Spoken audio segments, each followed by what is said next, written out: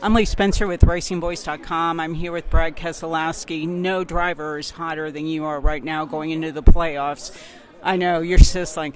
Where the hell did this speed come from? Because I was on Sirius, I guess it was the Saturday at Darlington. I said, I don't know what the hell has happened to Team Penske, but I keep waiting for Brad to knock on that door. And Roger told me at Gateway that it was up to taking risks these last couple of races before the playoffs. And here it is, 2 wins later, and you're fourth in points. I mean, what happened? It's been good. It's been really good. I don't really think we're any faster, but we certainly knocked it out of the ballpark on pit road, which has been good. And, we've had great strategy, great execution, and then same thing on the restarts. But I don't feel like we've been the fastest car the last 2 weeks. In fact, I would say he's been the fastest the last 2 weeks with Clint. But, things have just fallen our way, and we've been able to make the most of it. Part of how it goes, you catch good breaks, you catch bad breaks. When you catch the good breaks, you got to make the most of them. I mean, does Paul have to think outside the box since you guys are still, trying to catch up to where Stuart Haas Racing is now, trying to catch up to where Joe Gibbs Racing is right now? I mean, Hendrick they're not having what I would consider a championship year yet, though anything can change in the playoffs. I mean, when you're not, first or second, is it kind of that out-of-the-box thinking that propels you?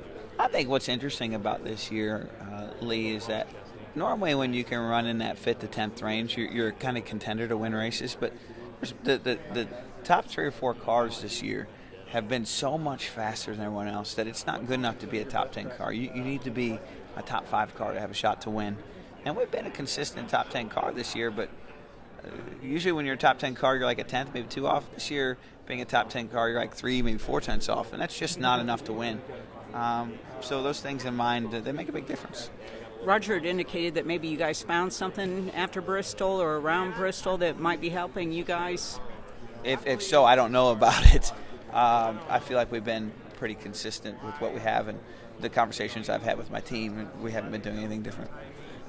A lot of guys say that if they're having a really good time on the track, then they have a really good time off the track. As you knelt down to kiss the bricks the other day, you turned to Paige and you gently kissed her on her forehead, and I thought that was just a really sweet, genuine thing. But there wasn't a lot of pretense there, and it just seems that you're really content. And I guess you guys went to Europe on the off week. Yeah, and what a great time.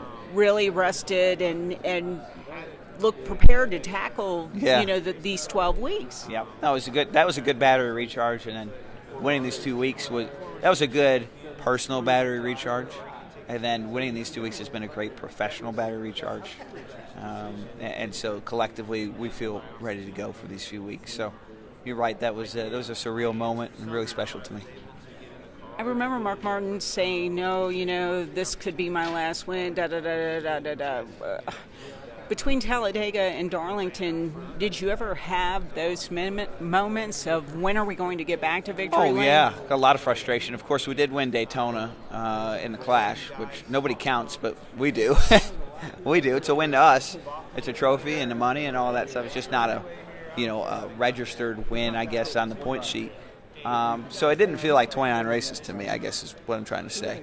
But it did feel like it had been a while once you get through the summer months and you haven't won anything, that's for sure.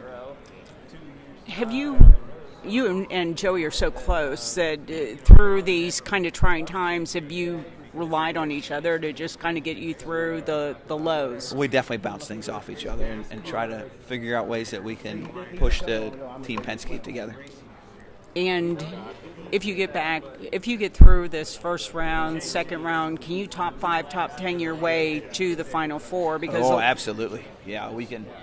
We have some bonus points, and I feel like we can definitely top 5, top 10 our way through. Best track looking forward? I think we have 3 racetracks that are pretty equal to us: Richmond, Martinsville, Talladega as being shots for us to win. And the way that they've set up this first round, it's kind of goofy and different for everybody, isn't it? It is. It's equal. That's what it's equal opportunity, and you have to think of it that way. But you don't want to go to Charlotte for that Roval race and not be close to being locked in, because that race, that'll be something. What'd you learn there at the test? I learned that it's a good time to invest in steel, aluminum, anything used to make a car. Appreciate your time today. You're welcome.